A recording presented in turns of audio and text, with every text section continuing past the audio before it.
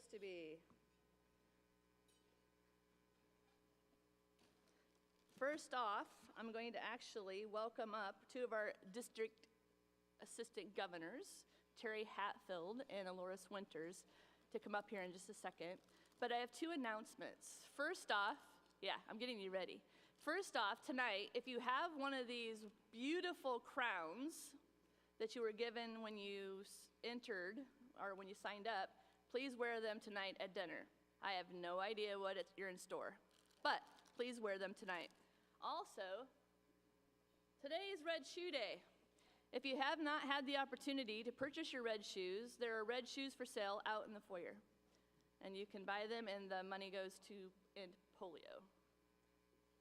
So now, Terry and Aloris, if you come up, we will have them share the thought for the day, and we will also introduce the story slams. So Terry Hatfield is with the Central West region. He's been a Rotarian for 7 years, and he is a member of the Rotary Club of Tigered Breakfast. Aloris Winters is the assistant governor for the Eastern region and has been a Rotarian for 30 years. And she is a member of the Rotary Club of Hermiston and a Paul Harris Fellow. So I'll introduce Terry first.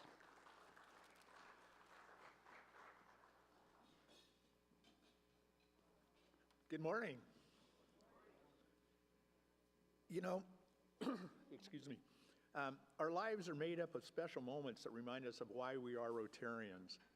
One of these moments occurred while presenting dictionaries to third graders at a grade school in Tigard. Two of the students came up to a fellow Rotarian and me and showed us a flyer for a project they were doing to collect Hope Kits. Small kits containing basic toiletry items to send to Uganda with the help of the medical teams Northwest.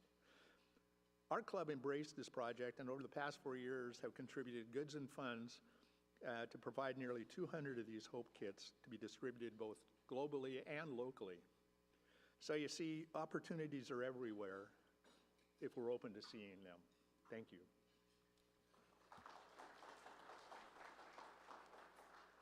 The Central West Rotary Slam winner, unfortunately, is not here. His name is Paul Von Roon.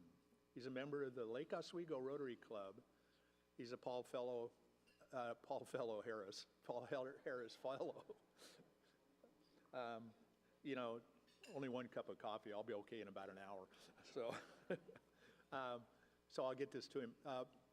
Paul's been a member, Rotarian for 32 years, and I wish he were here to hear it. It was a very inspiring speech. So thanks. Aloris?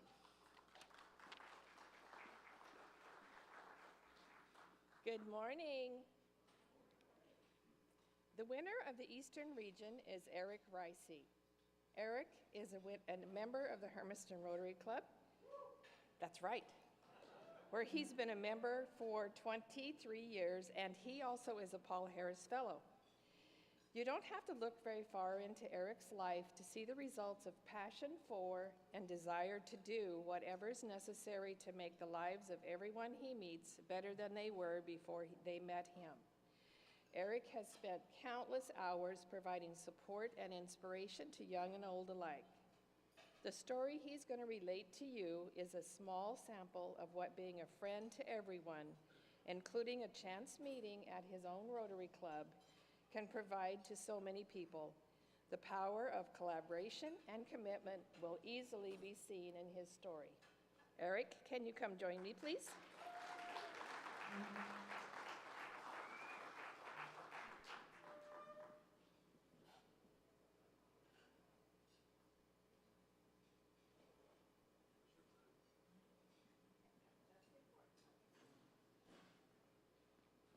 "23 years. I feel 23. Fellow Rotarians and guests. He was a slight man. His jacket was rumpled. He looked like he'd been on an airplane for a long time, sitting in car rides. He stood behind his hosts, shyly, a stranger in a strange land. I went up to him, and I reached out and I shook his hand, and I said, "Welcome to Hermiston Rotary." Little did I know that chance meeting would affect my life and make multiple Rotary moments since. His name was Gaston. He was from a district in Niger, West Africa. And he was a guest of District 5100 who was giving him tours. As I remember, when we shook hands, he said thank you and had an infectious smile. And we sort of made a connection in the eyes if you've had those experiences. He gave a great presentation on educational programs that they were doing in their district, as well as sterilizing water using liter bottles, putting them on tin roofs. After his presentation, I wished him well and safe travels. In 2010, like many of you in this room, I went to PETS in Seattle. While I was there, walking around like we do here with all the projects, I came across one that touched me. It had a white tent and an iconic green box and a simple mission, which was to provide shelter, warmth, and dignity to people that have been affected by disasters. I was so enthralled by it, I signed up to be an ambassador, a volunteer ambassador, which we need now. But since then, after that, I went through the process and got excited. In 2011, there happened to be the International Rotary Conference in New Orleans. I think many of you here have gone to those type of conferences, and you can imagine the energy of thousands of Rotarians from all over the world. And you also realize that when you go into a house of friendship, the aisleways are packed full of people. Well, I was wearing my little shelter box shirt, being the new guy for the group, walking around, and as I was walking down an aisleway, a gentleman was coming towards me. And it was one of those looks that, I think I know you. Yeah, I think I know you. It turned out to be Gaston. He was visiting. And he walked up to me, and in his broken English, he poked my shelter box shirt and said, "I need your help." In 2011, there was a conflict in Libya, as many of you may recall. Refugees were going to the Niger border, and he was asking for help because they had these refugees there. I'm the new guy, so I escorted him to our shelter box booth. There were shelter box representatives there from headquarters that also spoke French. My French isn't that good. And I left him on his way and did what I did. A few weeks later, I got an internal email that said we were doing our initial aid delivery of 50 boxes to the border of Niger.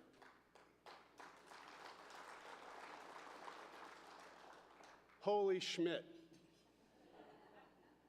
The small town Eastern Oregon boy meets a man from halfway across the world. We make a small connection. I go to a PETS event or a Rotary event, find a project that speaks to me. Then I come across a gentleman that I met 2 years earlier in a 2 years earlier on a chance meeting. And because of that contact, we affected lives. That was my Rotary moment. That was my aha moment that Rotary was more than just a word, that was also more than just going to lunches and dinners and so on. That's when I knew the Rotary mission. Since that time, if you want to know what happened to Gaston, Gaston has been Shelterbox's point person in Niger. You can actually see him on our Shelterbox YouTube channel when we did our deployment videos. So that was great to see because we've deployed a few times there. Obviously, now that I'm coming on, over a decade involved with Shelterbox, I'm up here. But there have been many other opportunities to help people. I've been amazed at the number of ordinary people doing extraordinary things in this world. And that's why I'm still a Rotarian and will continue to be. Thank you.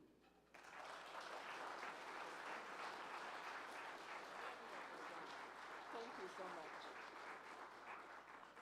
And he is one of those extraordinary people, let me tell you. It is with great pleasure that I present to you the award check in the amount of $500. Tell us what you're going to do with it. I'm going to Disneyland.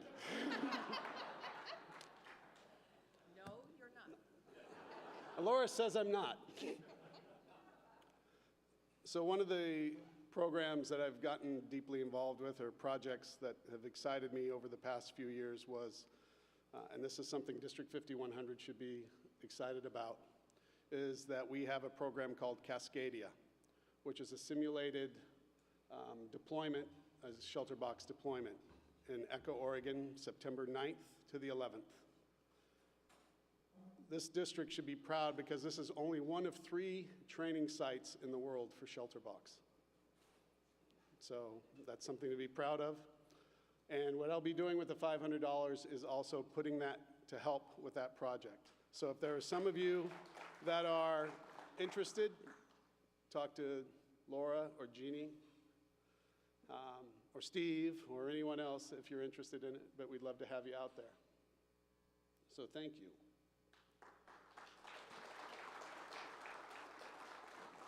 And then,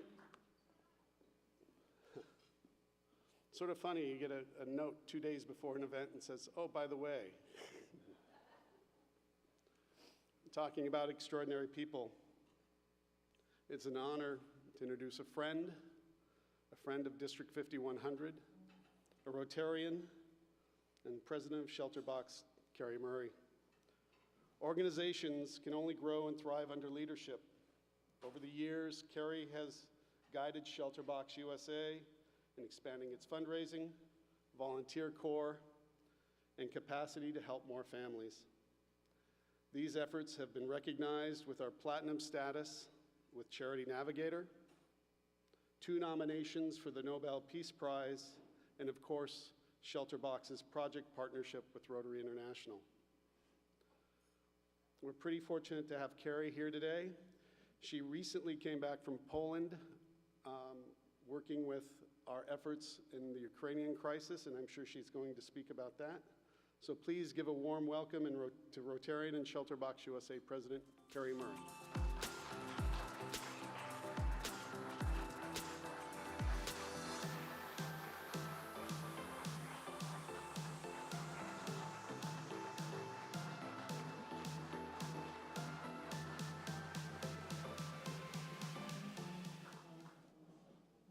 Good morning. Can you hear me? No? Okay, let's fix that. How's that working? No. Okay. Trying, Frank. There we go. Okay, good. Thank you, Eric. That was incredible. Your Rotary story is very moving, and it's always an absolute privilege to be here with District 5100.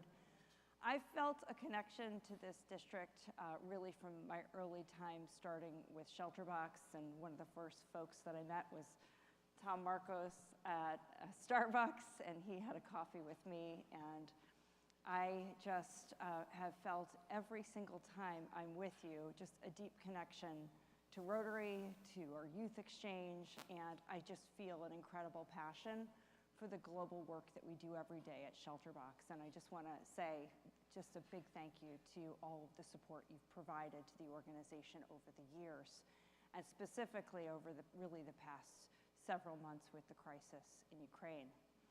So my journey to Shelter Box really started with the birth of my daughter, and I know some of you have met her, but I was a corporate executive years ago, and I was climbing the corporate ladder and pregnant at the time when everything went wrong with my daughter. And she went to her 41st week, and I was supposed to have a healthy 8-pound baby, and she had a major issue where a cord was wrapped around her neck. So she hadn't grown for 10 weeks. She was 3 pounds.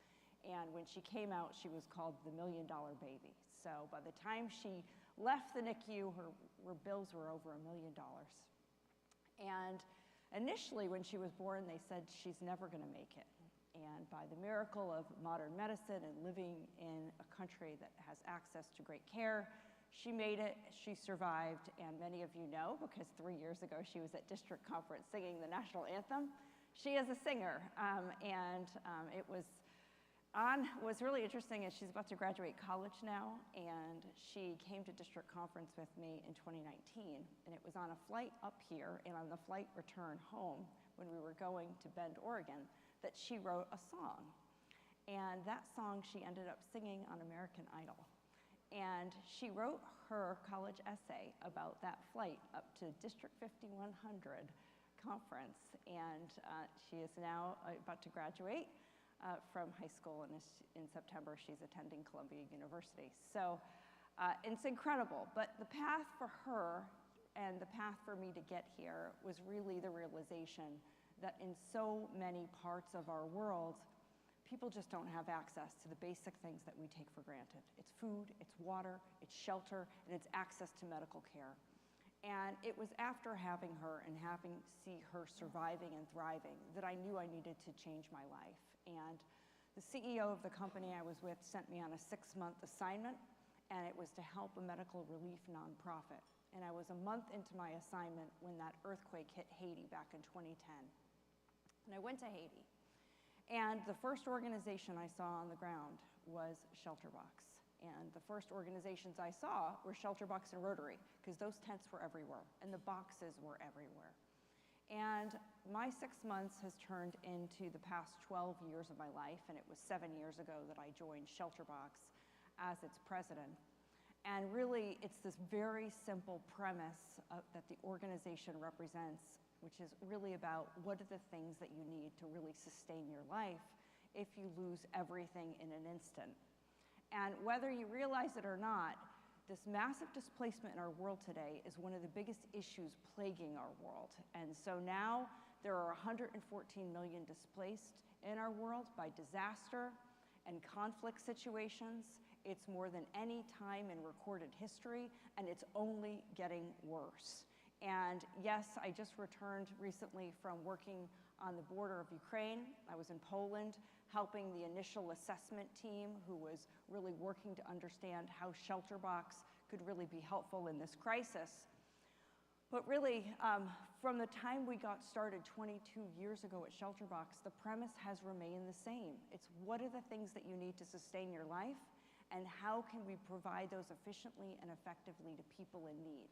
And so the center of gravity of what we do today is still the shelter, and it's still a Shelterbox tent, or it's tarpaulins, it's tools, it's the things to provide the basic framework for you to have a place to call home in the aftermath of losing your home to a disaster.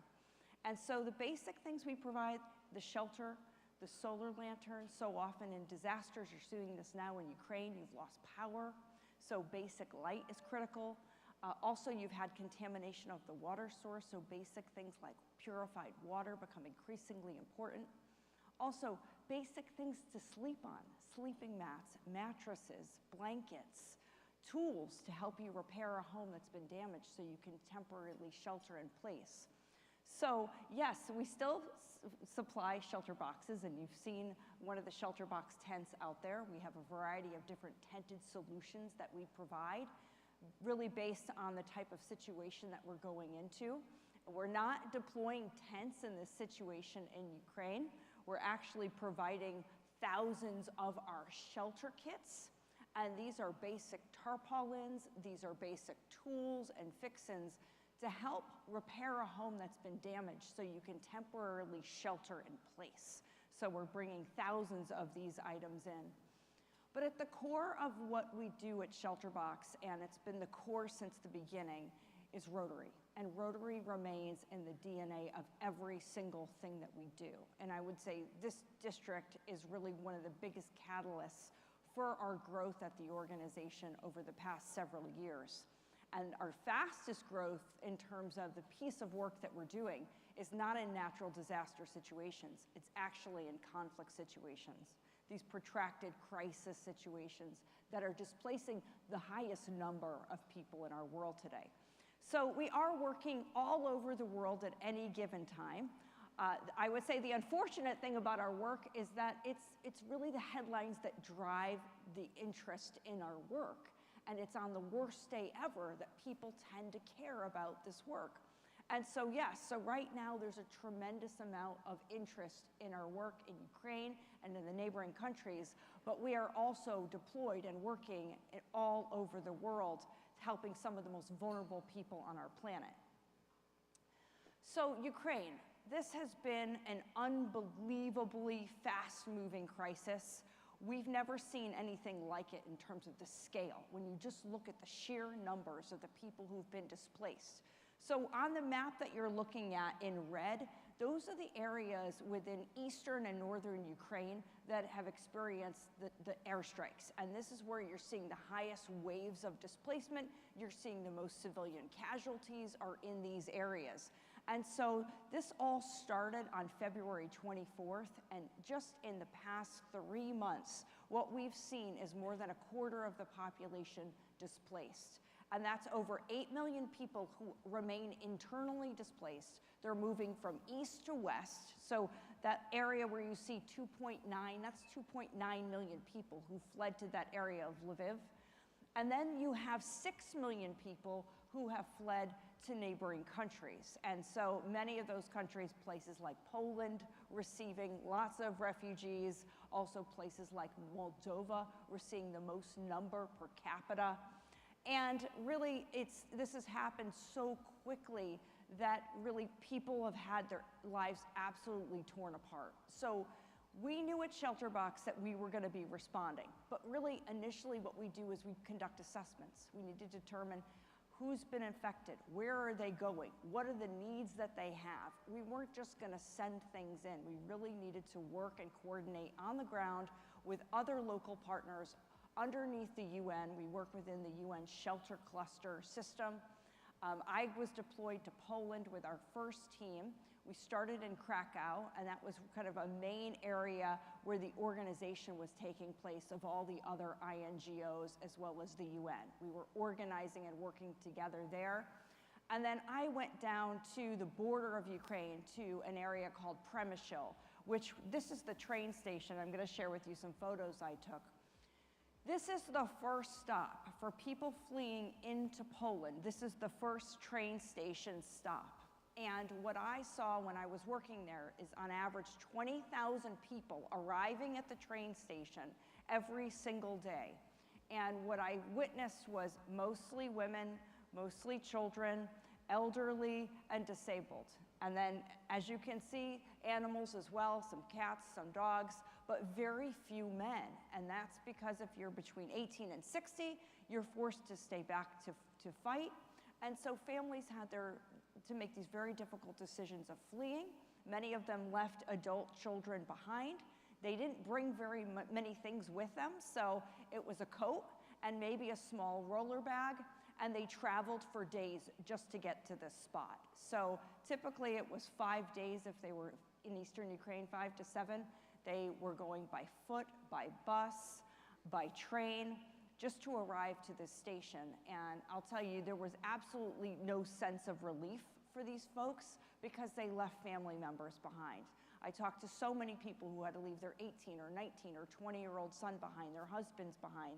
They didn't know if and when they'd be able to go back to their homes. They weren't working, and so it was just the basic things that they need to survive. And the first question they had was, where am I going to sleep tonight? And so this was a really incredible thing to just observe and be a part of, to really understand, okay, where are people coming? What are the numbers looking like? Where are they actually going, right? And so there are several places that they're going. They're going to evacuation centers, and so when they get to the train station, there are people with maps. There are tons of buses outside, and many of them are moving to evacuation centers, collective centers where they can sleep for a few days or a week. Some of them were moving with families and friends if they had any. Some of them were going to apartments or hotels that were opening up for them to spend a few nights. But they were in absolute fear of what's coming next. There's a picture of me with a woman there. What I saw that I think was the most heartwarming for me was that people coming from across Europe with signs. Many of them said, they would be willing to take 2 people, 2 women, 2 children.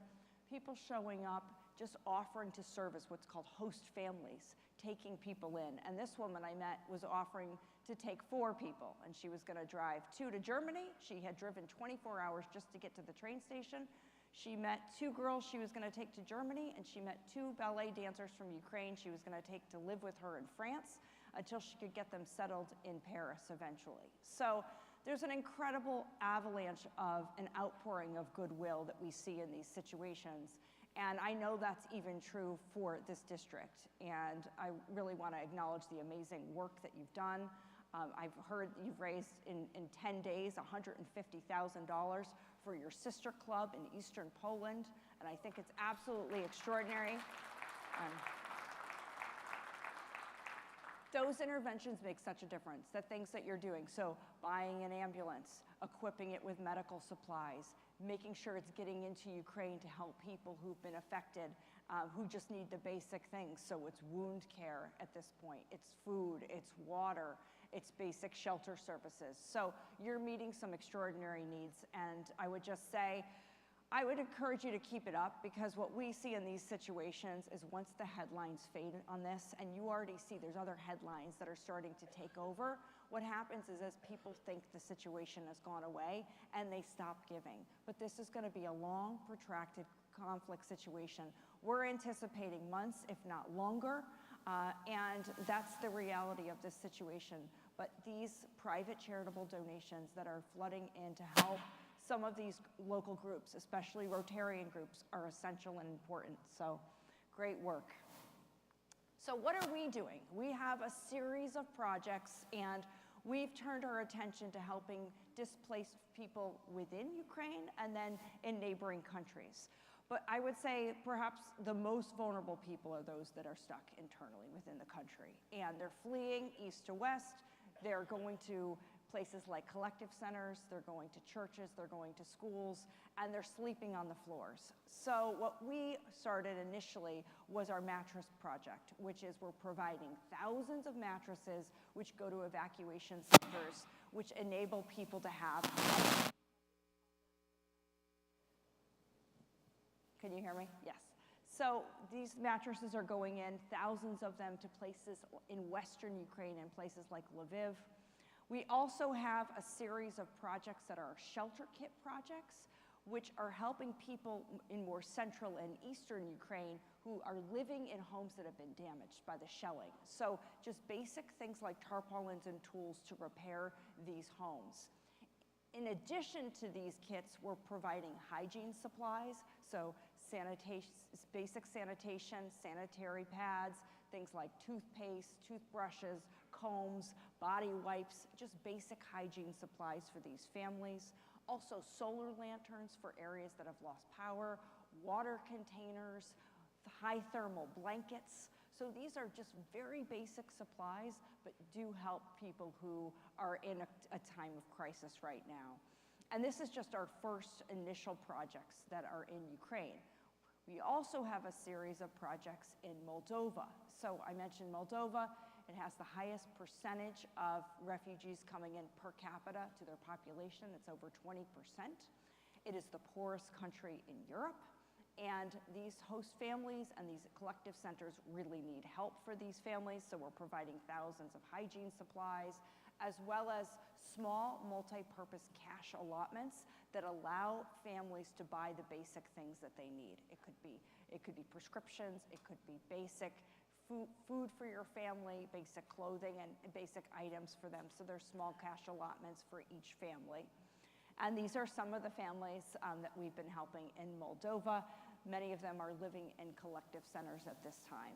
So we remain absolutely committed to the work in Ukraine. We are not turning our back on this. This is going to be a long, protracted crisis. We have 3 major projects now, and we're already moving into the midterm, what's going to be phase 2 projects. And we have our teams kind of assessing what are going to be the mid and longer term needs of these families. I want to talk briefly about the importance of shelter. Why is it so important, and particularly over the past 2.5 years? And I don't think anyone will debate how important your house has been and your home has been to your safety and well-being during the COVID pandemic. But for so many people, tens of millions of people who are displaced across the world, really, they haven't had a place to protect their family. Many of them in refugee camps or in crowded collective centers. They don't have the ability to get vaccinated, and it's just basic sanitation and hygiene needs that they have. So we've remained committed to doing our shelter projects, but also adapting our work to ensure that we're doing no harm and to make sure that we're protecting families. So we're adding things like soap, hand washing basins to the aid package. We're using basic PPE, so we're equipping everyone with gloves, sanitizers, masks. A lot of our work has been virtual over the past few years. So while we're still responding, there have been areas and countries that we cannot go into the borders. And so we've had to continue to send our items, but work through local Rotary, work through our local humanitarian aid partner, distribution partners to do the work. And there are often times that we're having to do training just like everyone else is doing on Zoom. So if there are places that we can't go in, but we know that we're needed, sometimes it's even training people over Zoom to ensure that we can reach them. But our work, I would say, over the past 2.5 years has never been as important. And it's for families like Fan. A huge piece of our work at Shelterbox is across the Lake Chad Basin of Africa. And we do a lot of work in the country of Cameroon. And it has a huge wave of displacement, many Nigerian refugees fleeing into the country. And that includes Fan, who was displaced from Nigeria. And it was Boko Haram, the militant group that stormed her village. Her husband was injured in the attack, and like so many women, she was forced to flee with her children. And she went to a camp across the border called the Minowao Refugee Camp. This is a really important piece of our work at Shelterbox. We are the only provider of tents to new arrivals at the camp. And for Fan and her family, when she arrived at the camp, she was held for weeks in a crowded collective centers during the COVID pandemic, no ability to isolate her children. And this was a massive problem, so we remained absolutely committed to doing the work. And what changed for Fan and her family was when she received a plot of land from the government as well as her Shelterbox tent. And we always say shelter is the first step in the recovery process. Once you have a roof over your head, she could start to think about children going back to school. Fan is now earning a living and has a small job in the camp as well. But on average, these families who move into a refugee camp setting will be there for 17 years. So we've had a long-term commitment to helping refugees in refugee camps, both newly displaced as well as long-term displaced. I think many of you are familiar with the work that we do in terms of how we do it, but I do want to mention it because it's such an extraordinary way that we do the work is through the service of volunteers, and many of you in this district have met Bill Woodard, who will always remain in our hearts, was an incredible Shelterbox response team member and ambassador and recruited so many of you who now serve. But these folks go through months and years of training. Over the course of a year, it will take both remote trainings, live trainings, so many different assessments. 1 in 30 people pass the program and become a Shelterbox response team member. Bill was a team lead, but we've started to deploy our response team volunteers again. It was a bit difficult during the COVID pandemic, but they're out there again. We've started deploying them in Ukraine. We actually sent some to Moldova, so they are out there, and many of these folks who serve on the front lines of crisis for our organization are actually Rotarians. So Rotary's been a huge, huge source of really finding the best and the brightest in these talented volunteers who serve with our organization, getting things to where they need to go, and as you can see, any way that they can. I mentioned Haiti, and that's how I found the organization. That remains one of our largest responses in our history. But we also have been working extensively in places like Syria. This is the longest response in our history, has been 11 years to the crisis in Syria. It is the reason why in 2018 and in 2019, Shelterbox was nominated for the Nobel Peace Prize, and it's for our work in the world's most conflict-ridden places, and that includes Syria. I mentioned the camp in Cameroon, and I just want to show you a couple of slides here about how these camps expand. This is the Minuau camp in 2013, and as you see it expand, you'll see a lot of little white dots. All of these white dots are shelter box tents within the camp. So it is now swelled to 70,000 people, and that includes people like Esther. And Esther will always remain in my presentations because she is indicative of the people that we work to find in the world. Esther was a teenage girl. She was 14 years old back in 2014 when she had to flee Boko, Nigeria, when the militant group stormed her village. They raped and murdered her mother, they killed her father, and they killed her brothers, and they told her to run. And Esther was meant to be target practice, but Esther and a group of girls made it to the Cameroon border where they were taken by security forces to the camp.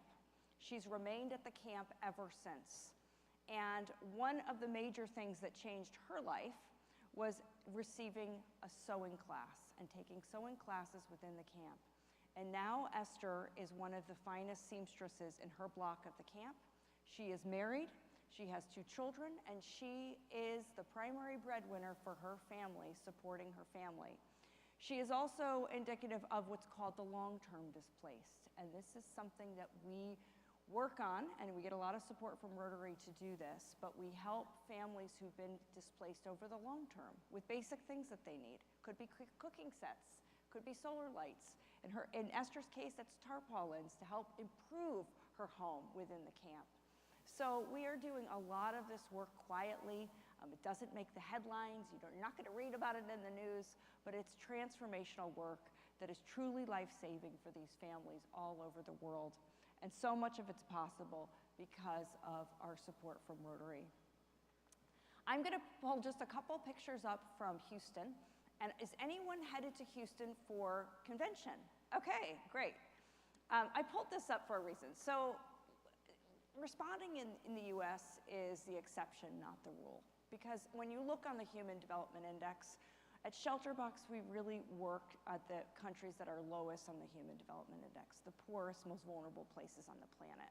However, we have been called to help here in the United States in extraordinary circumstances. And I received the call from FEMA back in late 2017 to help in Houston. And where the RI convention is going to be in June is actually this room here. This is the George R. Brown Convention Center that was holding 15,000 people who lost everything. Their trailers washed away. They showed up with garbage bags of everything they owned. 15,000 people sheltering in a spot for 5,000, and people lived here for weeks. And this is where the RI convention will be this year. But what we were doing at this convention center was helping the health department. So we were providing our shelter within a shelter, the biddy tent that you see out there. We were providing those so they could do wound and incontinent care, lactation services, spiritual care. They were doing AA meetings in the tents. So we had a series of tents that enabled basic services to continue during that crisis. And in some places, like American Legion halls and what you see on the right-hand side of that screen, we were providing one per family in smaller settings so people could have a bit of space in congregated settings so they could come together as a family and determine the next steps of their life. So, and these are some of the photos of that response. Our latest response is in Yemen. This is one of the worst humanitarian crisis situations of our time. This has been a massive displacement of people. And what we're doing in Yemen is helping to improve really basic shelter. And many times what these homes are called, they're called nests, and that people are literally cobbling together whatever they can find, sticks and bags, really the most basic things to help create their homes. So we're providing tents, we're providing tarpaulins and basic tools and NFIs to help improve people's livelihoods in some of the most vulnerable parts of our world today. And Rotary has also been a massive part of our initial pilot program in Yemen, which we are about to scale up. So I'm going to finish, and I'm going to just say a big thank you to all of you, but one of our biggest districts in the world right now is District 5100, and it has been the long-term support, the quiet support, not just during major disasters that break the headlines, but it's been every single year. It's been this district that continues to contribute, and many of you are Hero Award winners. I know we gave the awards out yesterday, but I want to say thank you. Rotary Club of Portland, are you here? Daniil, are you here? I don't see you. Okay, thank you. Over and over again, you've remained a gold tier club each year. Our silver and bronze winners, thank you so much. The only reason we're able to continue to scale and have greater impact in the world is because of our support from Rotarians around the world and individual clubs and districts that continue to give to enable this work. I also want to recognize our incredible ambassadors. Can you please stand up?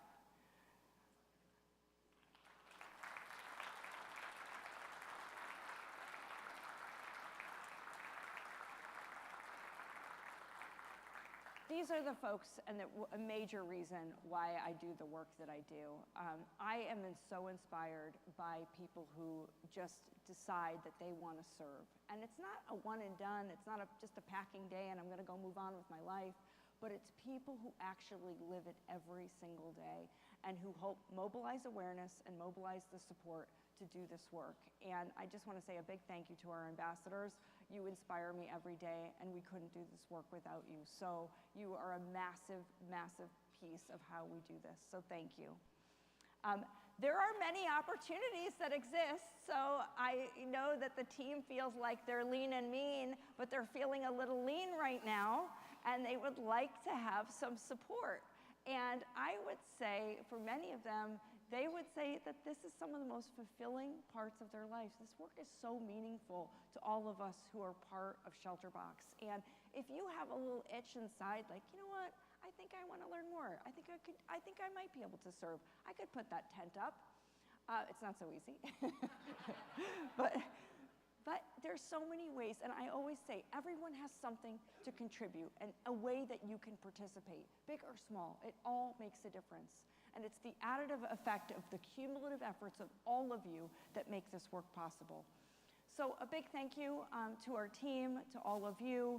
I unfortunately have to leave after this presentation today, but I'm putting my email up there. Please reach out to me, reach out to your ambassadors. If there's any way that you want to be involved, you want to help, that's how this happens. So just a big thank you for having me. From the bottom of my heart, I love this district. No one likes it when I say it online and Facebook, but it's my favorite district. You know, everyone else gets it. It is, I love it. So I hope I can see you again, and just thank you so much for having me. And thank you so much for the Rotary Youth Exchange. That was so, so powerful last night. They raised over $8,000, and I think that number has been climbing because of many of you. I had the opportunity to meet several of these folks, including the extraordinary Youth Exchange student who made these pins. These sunflower pins. She made hundreds of these pins, and she raised over $1,000 selling these pins. So truly inspiring. So thank you so much for having me, and I look forward to seeing you again soon.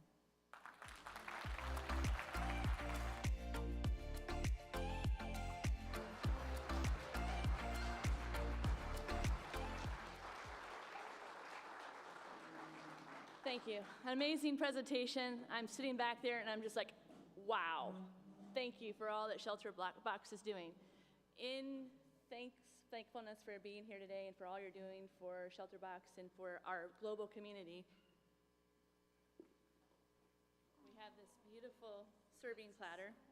And this was made by Rotarians of the Greater Clark County, Vancouver, Washington area. And there's this beautiful insignia here for you. So thank you very much. We so appreciate you. Keep doing the great work. All right.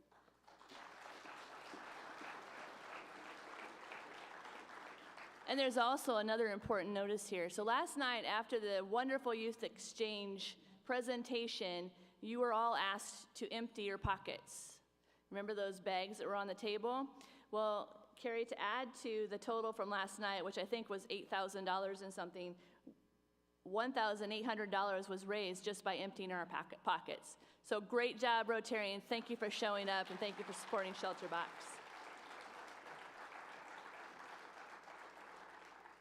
And our wonderful Laura Helmer is out in the Shelter Box area, and you still have an opportunity to see her, and if you register to have her come and speak to you, you'll be put into a drawing. So please go see Laura during the breaks. Those of you who are PENs, so President-elect nominees, that will be serving during 23-24, and President-elects serving actually starting in July 1, Dwayne Ray will be set up in the area here to do pictures. So during the breaks after lunch, please see Dwayne and get your picture taken for the directory.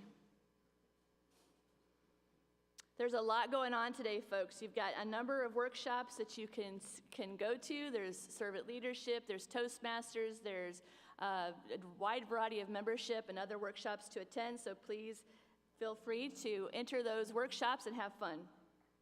I think we are now ready to do our drawing, so if I can have our wonderful assistant governors, both Terry and Aloris, come back up to the area in front here. We have some drawings to do, and we are going to be doing 4 drawings this time. So when I call the number, please come up to the stage. We'll start with on the left side, with a basket from Hermiston that contains local wine, local books, asparagus, snacks. All right, ticket number 506-1027. We have a winner? Yay, come on up. Is that you, Mark? Yay, my eyes aren't as bad as I thought they were. All right, we'll go ahead and get a picture. And the other basket is from Pendleton.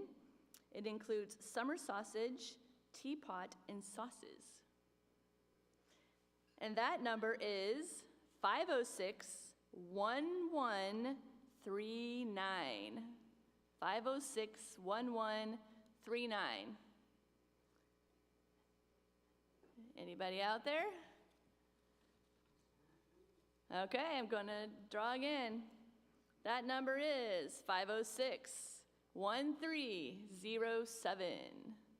506-1307.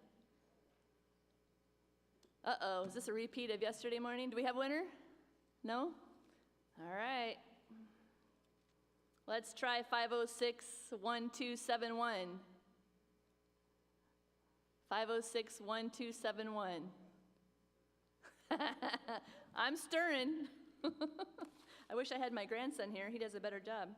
All right, here we go. 506.